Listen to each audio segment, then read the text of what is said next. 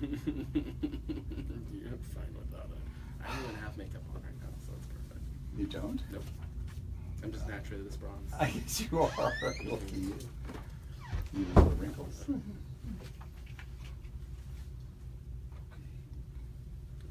Hi, this is Enoch Miller, your Empress of WeHo, here with GayLifeLA.com, and I'm also here with the amazing Hank Scott, who is the owner of WeHoville.com. It's been around since 2012, and we're really excited to talk to you guys a little bit about this first episode of the Empress holding court, and we'll be doing more videos like this, interviewing people in and about the LGBT LA area, so anyone from drag queens to local celebrities, local persons of personality that you might know here out and about in the community, just to kind of give you guys about what goes on here in the LA area, not just West Hollywood, but Hollywood and LA as a whole, about the LGBT community. It's a great community that we have here, full of diverse people, unique people, and interesting people. And one of the people who've known the most about what goes on here and about is Hank Scott. And Hank, just tell us a little bit about how you got started with WeHoville. Oh, I moved here, it's been about 6 years. Okay. I'd lived in New York City for 20 years. Wow. And I made a horrible mistake and moved to Miami Beach. It lasted 9 months. And I hopped on a plane and came here and fell in love with it. Boom. And after I was here, maybe 9 months, I realized I needed to know more about West Hollywood, right. And I decided to create WeHoville so I'd know more and could share that. Yeah. And you've been involved in journalism and media for a long time. I'm not going to say how long, Please don't. But just give us a little bit about the background to how you got involved in journalism and reporting and things like that. I got involved very accidentally. I went to the University of North Carolina at Chapel Hill. I grew up in North Carolina. I got a D in my only journalism class when I promised I wouldn't take any more. They let me off and gave me a D instead of an F. And I got into journalism because I needed a job in a small town newspaper run by a couple who didn't know what they were doing, hired me. Yep. And I learned on the job. Oh, fantastic. And moved up the ladder, ended up working at various newspapers, editors in Connecticut, North Carolina, and moved to the New York Times where I was on the business side. And that's that's a big deal right now. I mean, in case no one missed that, I mean, New York Times. That's a big publication. Deal. And I was vice president for new media, new product development. Wow. So I created new things for the New York Times, foreign language edition, various things like that. So were you at all out at this point, or in the LGBT community at this point? Did they have any idea of you being a gay male at the New York Times? Yes, okay. They did, because the publisher of the New York Times, who I knew from my childhood, he had been sent by his dad to learn to be a reporter in Raleigh, North Carolina. Newsroom of 10 people, daily newspaper, the Raleigh Times. I got to know Arthur. And I was outed by Arthur. We were at a conference in the newsroom in his office, and one of the other senior execs said, "You wouldn't believe that woman from Argentina who was flirting with Hank, you know, the one we were trying to do a business deal with." And Arthur laughed and said, "She was barking up the wrong tree." Ha, ha, ha. And that's how I became out of the New York Times. Well, there you go. And so after New York Times, kind of what progressed you to, obviously through your journey from moving from New York to over here in West Hollywood and in the LA area, was there anything in between that really kind of inspired you to do more LGBT media? Yeah, I left the New York Times and set up a consulting firm. Got it. And I became a professional homosexual. Professional homosexual in that I was hired to turn around Out magazine, which when I stepped in had $3 million in revenue and $7 million in expenses. And wow. It was a disaster. So I was a paid homosexual. I was the guy who turned around Out magazine. You were the gay for Out magazine. I was the gay. Well, there were a lot of gays in Out magazine. But you were the gay. You were the head. You were the head daddy. Mr. Out. Yeah. Yeah, Mr. Out. I love it. Yeah. So that's how I got into it. And so then you transitioned here to LA, to West Hollywood. And started WeHoville.com, and it's been around now for, oh my gosh, almost 5 years, almost 6 years now, actually. Yeah. And then you just recently, just before LA Pride this year, just launched GayLifeLA. Correct. And what really inspired you to separate that from WeHoville? Because for a while you had, obviously, GayLifeLA section on WeHoville. What inspired you to push this towards its own entity in and of itself? No, that's a good question. WeHoville is very focused on West Hollywood. Right. And in the media world today, focus, focus, focus is what it's all about. Right. As I tell people, young people, I've taught this too, life and luck don't exist anymore, but bass fishermen is very successful. Yeah. Not fishermen, bass fishermen. So it's about West Hollywood. But I realized there really isn't any place to find out what's going on in gay life in greater Los Angeles. Right. The Death of Frontiers, which didn't do Yeah. that great a job of it, but did some. Yeah. There are 2 newspapers out there, and if you want to read about what Donald Trump is doing in Washington 2 weeks after he does it, you can read it there. But we want to focus on what's happening. Right. The real life here. Right. And also, I mean, a lot of people not even realize that. I mean, even though West Hollywood is a very gay focus and gay, I guess, gay mecca for our greater Los Angeles area, it's only 40% gay out of the entire community. Right. Really, the majority of people that live and work and play in West Hollywood are straight individuals. Correct. And so I know from talking with you before, your emphasis is more on providing the news as a whole, on a very hyper-local kind of content-based information of what's going on in the community, what's going on in the town. Sure. And Sex scandals in City right, Hall. Sex scandals. Yes. Construction development, yes, Yeah. all that good stuff. And it's always fun because it's like it keeps people up to date with what's happening right around town. But obviously, like you said, GayLifeLA, we wanted that to step out and be more of the greater Los Angeles area because LGBT community right now has been blowing up across the greater LA area. And there are things people don't know that I'm always fascinated by. I have friends who aren't aware of the pup culture.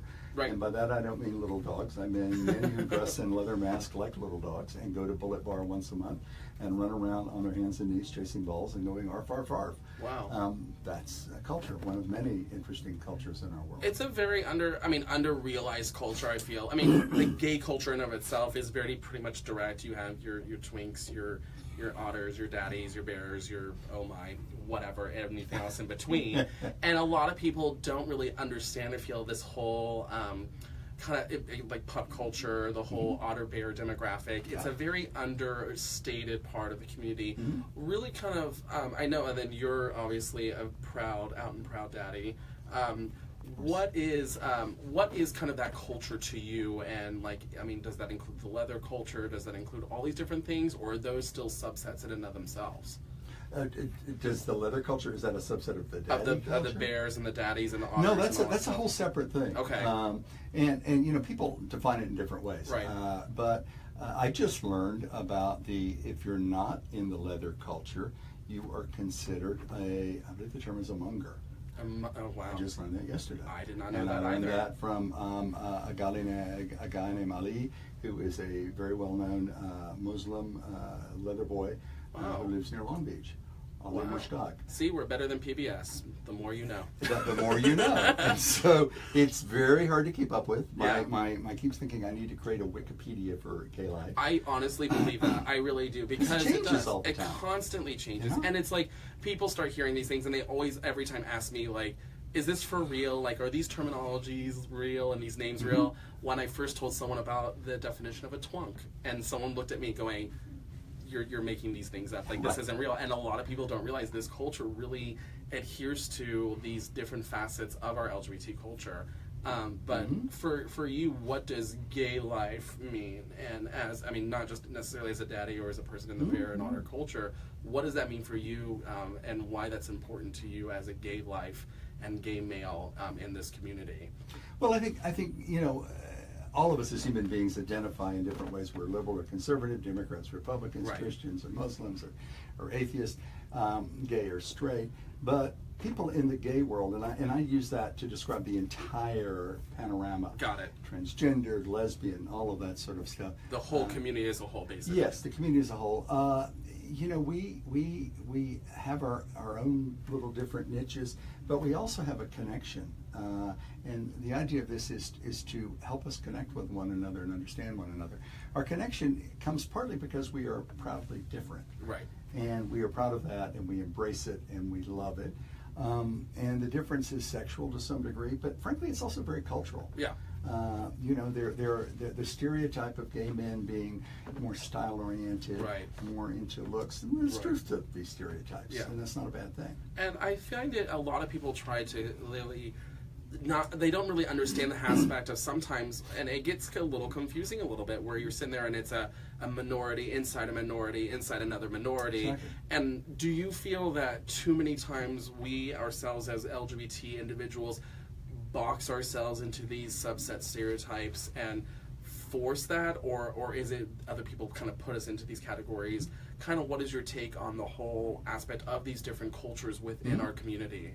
I think the cultures are fine. I think the only issue I would have is if you identify with one of these cultures and you don't want to have anything to do with people who are not part of your culture. Got it.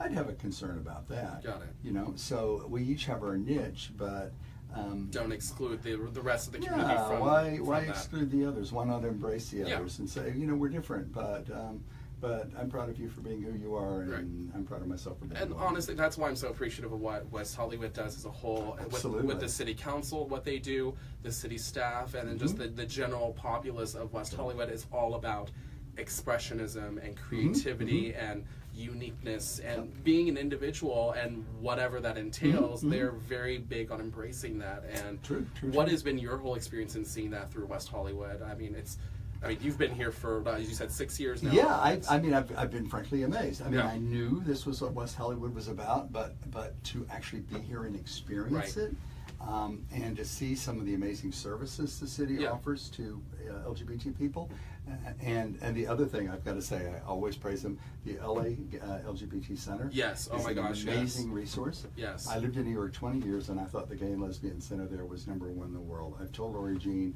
that now that I live here, the New York one is number 20 in the world. The one here is #1 in the world, and there's nothing in between. Wow. It's fabulous. And that's the great thing as well. And again, people don't even sometimes realize this. We have places like AHF, APLA, Trevor Project, Exactly. AIDS Health, or that's AHF. Like all these different organizations that are really based out of this community, strictly in West Hollywood, a lot of them, and that just really impact what a lot of legislation comes Right. from, a lot of advances in medical technology for HIV/AIDS. There's just so much that West Hollywood allows and provides that it's just really, when I first moved here, was astounding that I didn't even realize there was all these things that were available just to this community. And it's really impressive to see a culture and a community that has. It didn't start that way, but over the last 30 plus years, it's really developed this very big passion and big heart towards the community, even though it's a smaller part of the community. And you know, one thing my friends in New York used to say I had a sixth sense for boarding passes. I was always attracted to people from foreign countries who were probably getting back on the plane the next day. But it's true even here. And just the other day, I met a guy who is from an Arab country. He's Muslim. He's gay. Right. His family has rejected him. And one of the wonderful things, I'm connecting him with the LA LGBT Center. Because Fantastic. he needs some legal advice and health care and stuff. And we've got those kind of resources here. Yeah, and it's really amazing. And you know, the site's not just about the serious stuff. Right. Because it's also fun and wacky. Right. You know, I find, I describe myself as an amateur anthropologist. I like, the first thing I noticed when I moved here was at 24 Hour Fitness 6 years ago, and I noticed something that swept the country, but I think it was unique to here. That was the sock culture. I could put my hands over my eyes and look at guys' feet, and if they were my age and clueless, they had white socks 6 inches above their ankle. Right. If they were my age and thought they were hip, they had black socks. If they were really hip, they had black socks. And if they were really hip, they had soccer socks covering their calves. Yep. I'd take my hand up, and I was always right. We have these little cultural things that we don't even talk about. Yeah. You know, like why are all of those gym shoes bright pink and crazy orange and red, and the nipple shirts are always black, and the cap, you know, should the bill be this way or this way or this way? Exactly. You know, and there's so much fascination in my mind trying to delve into this and understand. Well, and then the whole thing now with my demographic and my generation is a lot of stuff's coming into play with underwear now. It's very big on the type of underwear you wear now. You can tell who's the jock, who's the twink, who's the twonk, who's the daddy, who's the, I mean, a lot of these things now have brought into with clothing, like you say, the sock thing. It's very, I can totally see what you're talking about, because I've seen that before as well. And it's amazing how these different facets of our culture kind of define a little bit who we are as an individual, and then kind of point out the aspect of the community we're most involved with. And Again, Well, it's just so fascinating. It's a way, in a way, I mean, the odd thing, the difficult thing over many generations for gay men has been, how do you quietly, this was in the old days when you couldn't be too out, right, quietly call out that you're gay so someone else is gay will connect. You know, it was that the walk handkerchief down the thing? side, the handkerchief thing, right, the walk down the sidewalk and a look like this, you know, the quick look. And so even now you can be more out, but the question is top or bottom, versatile, right, into leather, fisting. Right. I mean, there's so many different things with those. So many different things. And then like even now with a lot of places like the whole emoji now phenomenon of everything being condensed into an emoji or two or four, right? And really those things describing, like you said, the top, the bottom, the leather, all these different things in the size, and it's just really funny how we've just condensed it so much further from just simple little interactions. That way, as an instant, we can figure out, oh, you're this, and be done. Yeah, I think it's amazing. And the tattoo culture. The tattoos as well. It's never ending, and that's why I think it just fascinates me. The more and more I discover things about our community is the fact that you never are not surprised. There's always something new. There's always something different. There's always something that someone took and made it their own to represent the LGBT community, and it's really quite fascinating to see, and how a lot of companies now with businesses have kind of taken these on. What's your experience with those, with businesses kind of adhering to LGBT either consumers or employees or things like that to enhance or support that culture? I've seen that grow rapidly. When I ran Out Magazine, one of the things that we did for the first time was we got major automobile manufacturers. Saturn was an advertiser in Out. And none of them had advertised in gay publications. We got major clothing brands. We got Calvin Klein, and we got all those folks. And the reason we got those folks was they realized we are, for all of our internal differences in the community, we band together and support one another. Right. And the notion was, we're tremendously loyal to those people who love us. So if Saturn is going to spend money without, gay people are going to say, well, I'm going to buy a Saturn. Right. If I had two choices, I'm going to buy that one. You're going to go with the one that you feel supports the community. That supports your community. Right. And then the other thing that was a big sales point we always made was the style part of it. I remember talking to a woman for Ogilvy, I think the ad agency, and she didn't know the gay culture at all. She lived in New Jersey. And I said, does your son wear a baseball cap? This was years ago. And she said, yeah. And I said, is the cap on front ways or backwards, the bill? Front. And I said, okay, next year it's going to be backwards. She said, what do you mean? I said, because that's what it is on Avenue A in the East Village right now. Right. We set the style. Yeah. And it ripples out. It does. It was Calvin Klein's underwear with Mark Wahlberg on the billboard that Sam Shahid, a gay man, designed that got gay men buying that underwear. Right. And a year later, heterosexual women were buying it for their husbands. Wow. And So I see that a lot, and especially with, and I have a lot of girlfriends that are like that, where they end up following gay trends and using that influence to kind of style their husbands. Like ties now, I used to never see men wear colored ties, especially straight men, and now like that phenomenon's exploded. The bow tie phenomenon of like really weird and funky, vibrant bow ties that the LGBT community and the gay community started, that now has rippled out. You see people at the Emmys and at the HBO stuff, and all these kind of men that really were so weird when it came to fashion now embrace it because of our community. But the trick for our community is now it's harder to tell if someone's gay. Right. I walked up to somebody in Joy's restaurant one day as a joke. I see the guy all the time, and I said, oh my God, you're a gay guy and you read the sports section. He was reading the sports section of the LA Times. He said, I'm not gay, but everybody thinks I am. And I thought, wow, do you look gay, pal? Right. The way you dressed, your haircut, you know, it's like, it's a little confusing a little. But he probably has some really good gay friends. That's probably what yes. Very gay friendly, but yeah. And honestly, that is kind of a nature of our community as well, especially in West Hollywood. I have a lot of individuals from the business community and just the regular community as a whole, where I mean, it's just they've kind of adapted this style and this kind of persona because it's who they're around. It's their neighbors. It's their friends. It's the people they see at the dog park. Kind of want to fit in. Exactly. And honestly, it just kind of, like you said, it just bleeds through very, very easily to all these other demographics. And I don't think a lot of people take the time to realize how much the LGBT community has impacted so many different things, like style, like fashion, like TV, like media. I mean, it's growing more and more every even day. in good ways, in the whole fight of the AIDS Right. epidemic, in improving the quality of healthcare. The Right. FDA started rushing through medicines of all kinds Right. faster, Right. because of ACT UP. Wow. You know? So we've had an impact. And it's amazing to see that. And we're a tiny minority. It's a very tiny minority. I think it's, what is it, like less than, was it 20% that's gay in the entire U.S.? More like 5. Like 5, okay. 5%. I knew it was pathetic, but... The old estimate used to be 10%, but most research says it's more like 5 or 6. Wow. And do you think, We're even the though right we 5 see... or 6. Oh, do you think it's still growing, or do you think it's staying really small? I don't think it's changing just because, you know, it's not a matter of choice, it's who we are. And Right. so I think it's changing maybe in a slight way that more people are willing to embrace who they are. Right. So people who were gay but weren't, you know, I grew up in North Carolina in a fairly rural place. Right. I got married to a woman. It took me a long time to come to terms with myself being gay. Right. She's my best friend. I love her. We're divorced. But, you know, and it was harder in that era, in that place. Well, and now it's not. And that's what, and I'd like for you to expand about that a little bit, because a lot of people, especially my generation, do not understand the impacts of what it meant being able to be out and proud. And for me, I mean, I was able to do that at a very early age. But like my partner, who's older, who he said it was just when DOMA and Prop 8 and when all that legislation went through the government, and he was just in tears, thinking never in his lifetime would he have ever experienced the ability to marry the person that he loved. And instead, and he was always, again, grown up, like people expected him. He had to marry a girl, 1.2 kids, dog in a house with a white picket fence.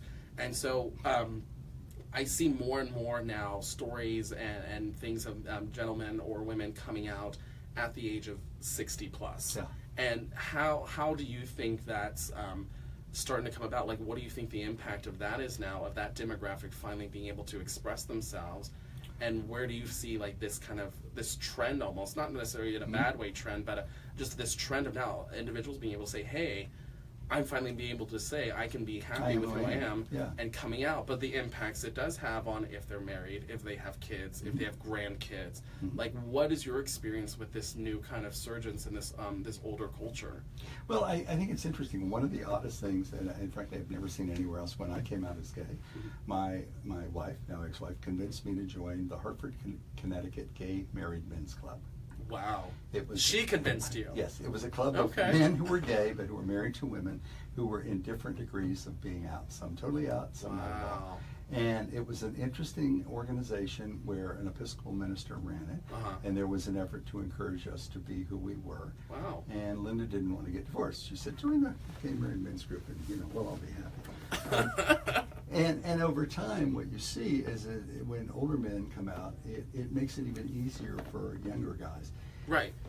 In major metropolitan areas, it's not so hard, but it's still tough in some very rural places, you know, for young guys to come out. Well, and especially in a demographic like basically the southern part of the U.S. I mean, that's a very typical location for people to be very, I would say, closed-minded. They're very kind of one-track mind. It's very much what they've already been used to. They don't like change. They don't like anything like that. And especially when it's a very hot-button issue like LGBT. I mean, in my home state, I have an error in my California driver's license. It identifies my sex as F.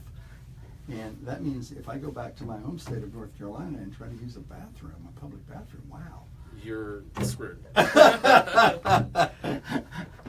I've never gone to the trouble of trying to get the license fixed. Right. I thought it was kind of funny, actually. That's just, and did they just do it because it'd be some mistake they made? Just some mistake you made. That's really funny. Some mistake they made. Right. I didn't. But it's a really amazing thing to see men and women being able to finally come out and express who they are and be able to love who they originally wanted to love, but just felt the pressure of society, the pressure of family, the pressure of, honestly, the status quo at the time.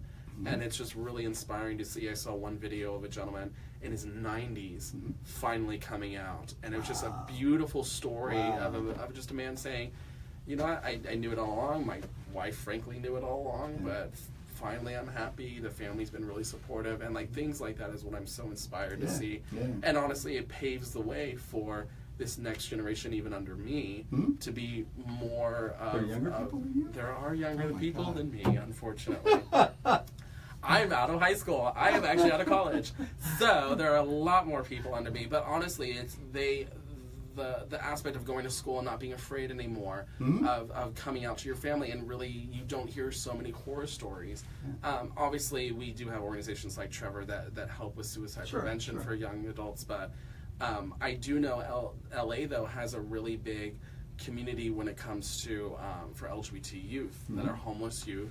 I have a friend who works at the center with exactly those people. And it's amazing that what the LGBT Center does for the people that end up doing having this issue. It's not like it's not going away, but it's becoming a little bit easier. But we still have, close to 6,000 to 8,000 young individuals that came out to their parents and were forced onto the streets. And it's really just, it's inspiring that we have organizations like that. Also, I know Pause LA does stuff for youth during Thanksgiving and stuff like that. So it's still an issue and it's still a struggle, but I feel like it's coming better.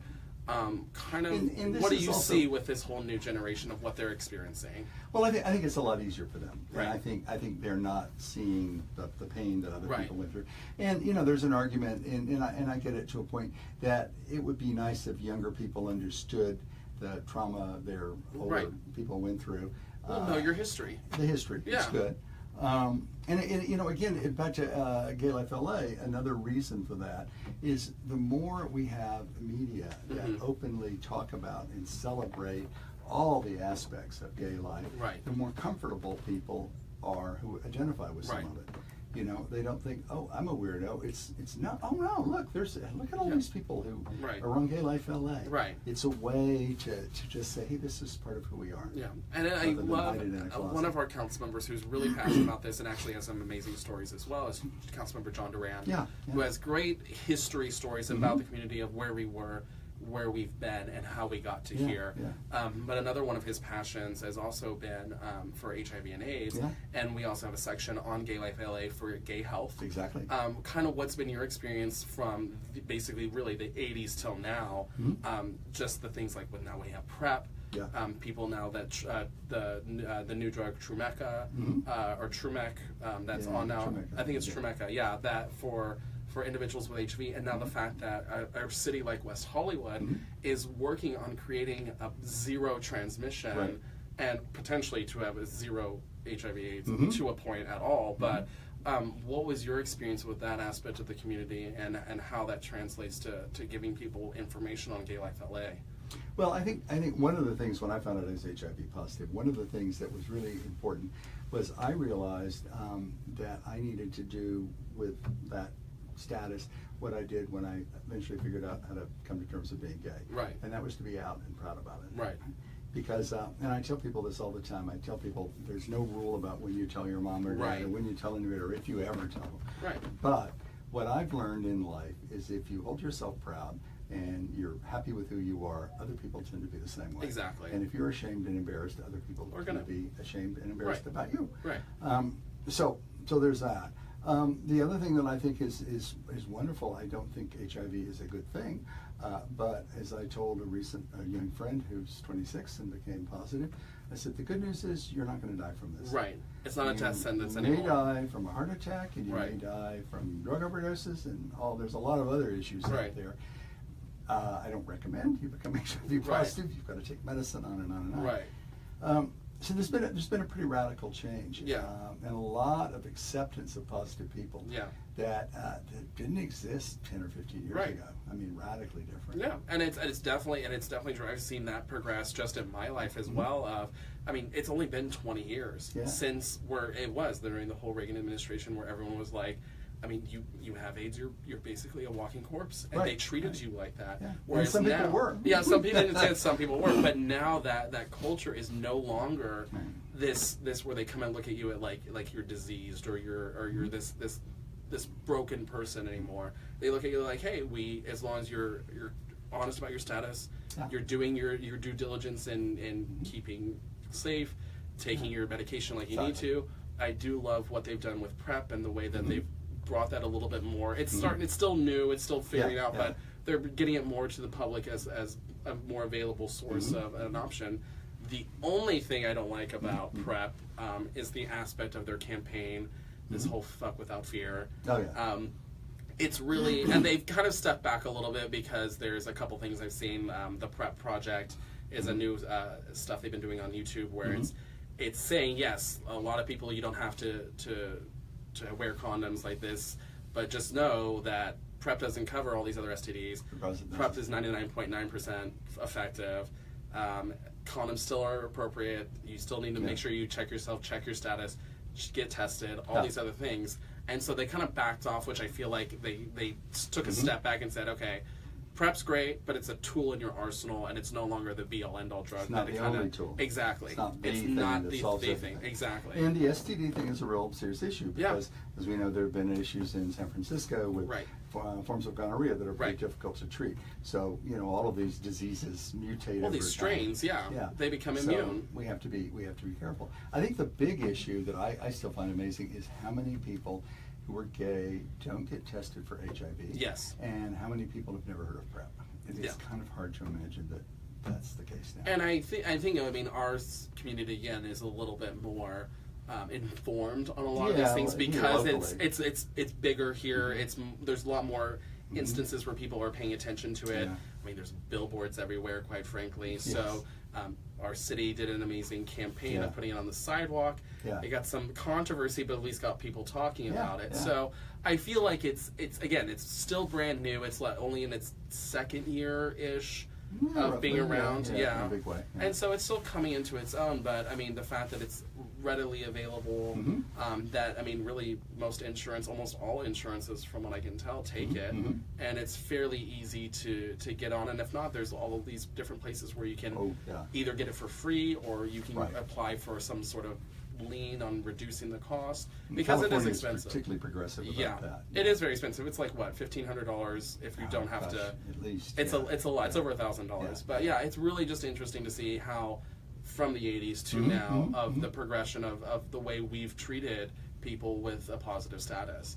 And again, it's just huge. It's huge, and it's just a really beautiful thing to see that it's like it's no longer a death sentence. It's no longer just this killing disease. I know. And people are making strides to be more accepting and to be more understanding and be more informed. I remember the first time after I found out I was HIV positive, going on a date with a wonderful guy. First date, we had dinner, and we stood on the sidewalk afterwards. He said, "I really, really want to see you again. This has been amazing." And I said, "I just need to let you know I'm HIV positive." And he said, "I'm sorry, I can't see you again." And walked away. That was crushing. Yeah. You know, that was then. And partly because I'm very out about my status, so if there are people like that, they know. But you know, it was, and I don't think John would be that way now. Yeah, and I think that's what's great about it is people, and especially we have several council members. I think two that are exactly like that. Two of the three Johns. Yeah, that they are very proud about their status. They are letting you know. They are very informed, and they do a lot of advocacy towards HIV and AIDS awareness and potential cures and things that can help with the whole situation. But it's definitely changed. Well, and you know, one of the things, not to focus too much on HIV and AIDS, but one of the things it did do with ACT UP is it organized a community that was somewhat ostracized and not very powerful. It was one of the many things. There were many things, you know, Stonewall, etc. Right. But it was another tool in organizing the community to fight for our civil rights. Right. And it's amazing. So it had more to do with it than just HIV. Yeah. You know, we fought for our rights. Right, exactly. And this will be lots more information, obviously, with just overall gay health on GayLifeLA that people can check out. There's also a great section on there for people to check out for gay fitness and how to keep healthy and fit.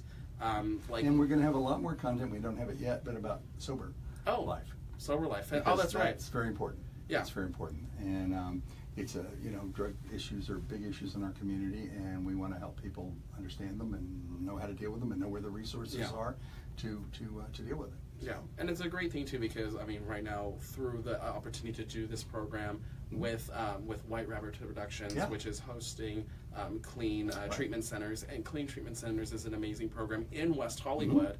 That allows for people to do sober recovery. There's also other places like my 12-step store right down the street that is really great for helping people with addiction recovery plans. There's so many different things available for that, and it's great that that this will be a potential for people to know sober recovery, sober living, sober working out, what we talked about before. And there's all these different facets to it that it's just, I mean, again, we're not saying you can't go out to the bar or can't have a good time, but honestly, if it becomes an issue, there's social responsibility that needs to be there, and there are places like Clean that are here for you. And you can have fun without doing drugs and alcohol. Right, exactly. So it's amazing to see that, and a lot of people don't even realize that, and it always irritates me when you'll get the one side that are really weird snobs about it, and then the other side that are the alcoholics that are just really mean about it. Oh, I agree. And it's really, I think it's starting to dissipate a little bit more, but it's getting to be a That's another issue. story I would like to do at some point. There are some cultural issues. Yeah. No, there's some. Definitely. It's in the sober community, there are some people who are very exclusionary, and they don't have anything to do with people who are not in that community. Right. There are issues everywhere. There is. So. And one of the ones I would love to talk and get your opinion about, I saw the story in WeHo, but the pride flag, which has been the big hot ticket item right now. So kind of explain your take on it from either from a journalist perspective or just personally, the aspect of adding the brown and black stripe. I mean, from when the flag was first created, and its own, from what I understand, its original purpose was it was just a pride flag that represented attributes that reflected our community and not gender, sex, orientation, race, like specific. What is your whole take on this whole thing? With and just so your listeners know all the background, in Philadelphia a couple of weeks ago, unveiled a rainbow flag, pride flag, with a brown and a black stripe. Right. And it was part of an effort to embrace the non-white communities. Well, it was called POC, People of Color. People of Color. Right. And yes, there's been a big fight about that. It's interesting. Way back, you saw in our story. Right. Actually, when I was at Out Magazine, that was when we launched a little funny campaign. We basically said, hey, gay people are supposed to be so fancy and stylish. What the hell is it with this ugly rainbow flag? And we reached out to major designers, big deal designers, and they came back, big fashion designers, with their own ideas for a new flag. Right. And then we did that on WeHo, not so, a couple of years ago. Right. I kind of think it's one of those great fights that we always get into that I just think there are better things to argue about. Got it. Fine, let's argue about it. Practically speaking, the colors don't mesh very well. Right. Also, how much bigger can you make this damn flag? Right. Well, and also, the entire community of itself has had different elements of their own flags. Like the transgender flag is different. Exactly. The bear flag is different. There's so many different flags that represent so many different facets of the community. Right.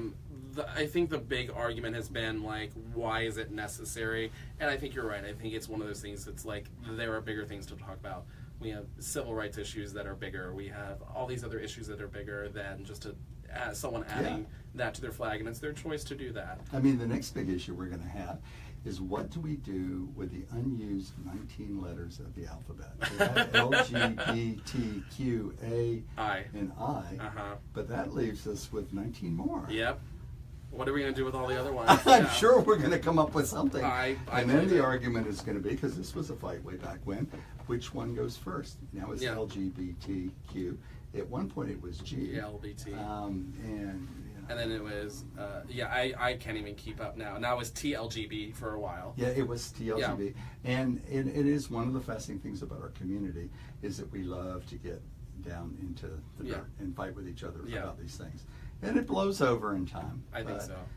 There's kind of bigger issues. Yeah, there's definitely. And especially there's definitely bigger issues because, quite frankly, it's a color. If they want to put an extra 70, 100 million, bajillion colors on that damn flag, more the merrier. That's their choice to do although it. It could cause some eye problems. Right. I'm going to get dizzy looking. I saw a post from someone, from Brian Pendleton with Resist March. He put up a picture that said, I'm not going to be satisfied until all the colors, and he put an entire spectrum up on saying that their flag needs to look like a spectrum, and I'm sitting there going, this is going to hurt my face. I can't imagine a flag looking like this, being able to encompass. And then we were joking, saying, how do you encompass with the colors we can't see, like infrared and UV. So, when you think about it, it really isn't as big of an issue, I think, as a lot of people are making. And how do you recognize and embrace the colorblind in our community? Well, exactly. But that's the thing, it's like, it just becomes silly, and it really does. And if they want to do it, more power to them, let them do it. Yeah. But if you guys want to get an understanding a little bit more about the history and everything that Hank's been talking about, you can go to WeHoville.com and check out the full story. It's really quite fascinating, and also about the gentleman who first started the flag. Yeah, actually it's on Gay Life. Yeah. Oh, it's on GayLifeLA as well. Yeah. So there you go. Yeah. So I want to talk with you a little bit about the fun nuances. We kind of touched a little bit earlier, but really with otters, bears, and daddies, oh my. Because I obviously, my partner's an older man. I do like older men, but that whole culture is really kind of foreign to me. It's really, quite frankly, it's a Silver Lake culture. It's an East LA kind of area. More. And so what is the general appeal for this? Because, I mean, you talked a little bit about the pup culture, but the general otter, bear, and daddy culture is... They seem very distinct, but also they seem to muddle a lot in and of themselves. Like, what is, because again, that you're very much involved with those types of people, and the people that really embrace and that is their kind of demographic. How does that translate? Because it really is set aside from a lot of people here in West Hollywood. Yeah, well, I do think they're different. Not that there's not some overlap, but there are the whole daddy thing is pretty hilarious. Yeah. And it was one of those things as I got older, I had to finally say, okay, I guess I'm just going to have to embrace You're this. just owning it. I'm going to own it, whatever. Call me daddy. But it was fascinating to me as a young gay guy. I was not at all attracted to guys older than me. I have had relationships with guys roughly my age. Right.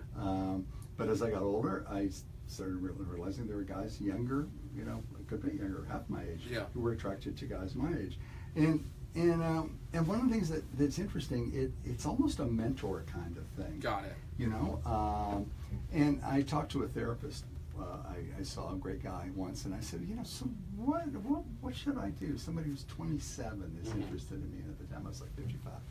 And this was a heterosexual guy. And he said, well, if he is giving you something in this relationship equal to what you're giving him, why not? And I thought, okay, that's interesting. So I have experience. One thing I like as an older guy is I like kind of keeping up with life as it is. Right. I'm not a guy who wants to settle down, retire, spend my time, in the easy chair reading boring books. Right. And so I like being connected with people who live life in different ways and in younger, more quickly evolving ways. So I think there's a lot of that. So you feel like they keep you tied into what's current, and you remind them of, hey, this is how you act like an adult, and how you be an individual. I help them. I'm helping somebody right now who I'm dating, working on his resume. Oh, fantastic. It's not a big thing, but it's something I've done many times over the years, and this is something I want to help him with. Right. Because he's smart as hell and very talented, and I want to help him move up in the ladder and get an even better job. So I see that. Got it. The bear and the cub thing is similar in the otter thing in a way, in that bears tend to be the older guys and cubs tend to be the younger guys. Obviously. And the definition, it varies somewhat, but basically it's being hairy. Right. And bears tend to be hairy and a bit big. Right. Not necessarily fat, could be hypermuscular and big, but big. And cubs are the younger version. Right. Otters tend to be skinnier guys. Got it. But often also the hairy ones. Right. So it's incredible. This is why we need a gay Wikipedia, because these things change too over time. Right. Well, and that's not even including silver fox, all the other nuances in between, and to me it's just fascinating because again it's a culture I don't understand, because I am very much. I mean, even though my partner's older, I don't quite consider him a daddy, even though by definition it's technically daddy status. Yeah. But the funny thing is, it's just a lot of people kind of push the whole, and then honestly the daddy aspect and bear aspect have kind of merged a little bit, I feel.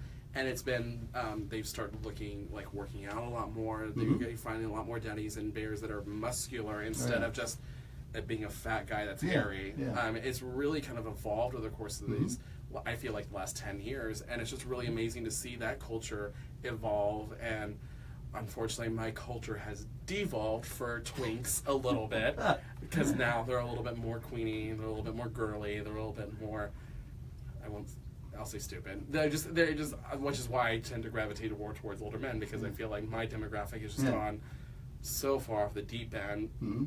Do you find that at all, that the younger generation is just becoming gay, #GayAF, or is it just, are they just kind of, Some it's just are, as type? Yeah, some are and some aren't. Okay. You know, because I meet some guys who are just brilliant, much younger guys. Yes. And actually, here's a funny mistake. I have a new friend. He's 27 years old. Uh-huh. I thought he was 37. Oh, wow. He said, "How old do you think I am?" I said, 37. And he said, "Do I look 37?" I said, "You're so damn smart." I mean, really, It's really just his persona. sophisticated and smart. Got it. But he's 27. Yeah. So you know, it's tricky, and there is a bit of segmentation. You know, you may have seen the hilarious video series Where the Bears Are. Yes. And you know, it's set in Silver Lake. Yeah. And that makes sense. Yeah.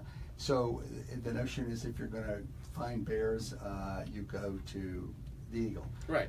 This past weekend Fault was Line, Tom all that McFarland's stuff. Daddy Day. Right. And it was full of daddies Oh, yeah. and bears. I was there. I heard a funny story about this party that you might want to share. Was it something to do with underwear? Oh, that was a different night. Oh, never mind. That was a different night. They have an underwear night where you get discounts on drinks if you just wear your underwear. Ah, they also do that if you guys want to go for a fun one.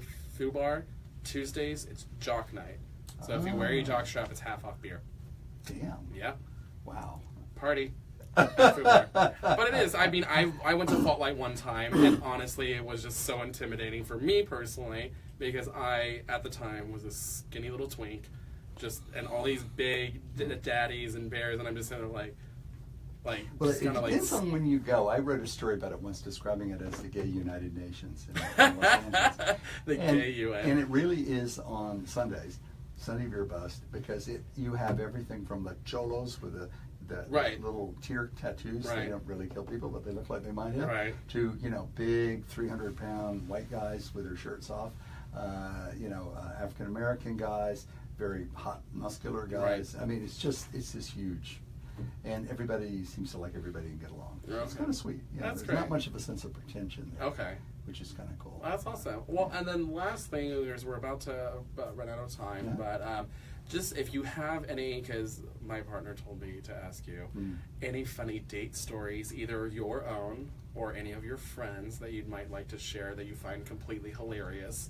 You haven't eaten recently, have you? No, I haven't. Oh, okay, good. All right, okay. Yeah, I actually spent a lot of time when I first moved here writing crazy date stories back to my friends on the East Coast. My wackiest date story, a guy, really nice guy, but it somehow didn't work out. Our final date, and it was so appropriate, was when Harwood started choking on a piece of steak in a restaurant in downtown LA. Oh my I can't remember gosh. exactly where it was. So badly that I'm pounding on his back. The waiter comes over. They decide to call 911. And I'd already decided this relationship isn't working, blah, blah, blah. And Harwood turned at me and threw up all over my lap. It was kind of, in a way, I didn't feel it at the moment, but in looking back at that, it was the perfect way to end a relationship. End the relationship. It just said everything. Blah. The more bizarre one was Mario Diaz, not a relationship with me, but the party promoter. And this was a story, this is in the old Frontiers, and Mario confirmed it's true. His worst date was when he brought a guy home, and Mario went in the bathroom, the guy went in the bedroom, and pulled back the covers and screamed and ran out the door. Mario's ex, who was apparently very bitter about the breakup, had gotten some sort of animal and killed it and gutted it and cut it open and put it in the bed. So that made my date seem not so bad. Oh my god! And again, the things like, I always think I'm never gonna be surprised by something, but that was the worst I've ever heard. Oh my gosh! So we're gonna work on potentially getting a dates column so that people can write in their worst dates. Love it! Ever Great for idea. GayLifeLA. So we'll get working on that. idea. If anything, you can always send it to the Empress of WeHo, and I'll forward over to Hank so we can Love die it. laughing. Love it. Love it. But we want to thank you, Hank, so much for coming today. Thank you. Oh, this is so exciting. I have to. I didn't bow and kiss the hand before we started. But we're so excited for this. We're going to be trying to do this every Wednesday at 5 here with GayLifeLA, with Empress of WeHo for holding court. We want to thank so much to White Rabbit Productions. They are the ones that are partners which operate clean treatment centers, and so they're the reason why we're in this beautiful studio today. So tune in. Thank you guys so much for tuning in as well, And make sure you check us out next week. Hopefully we'll have some really fun guests. Planning on having a maybe pretentious queen that rides the town in West Hollywood that everyone might know.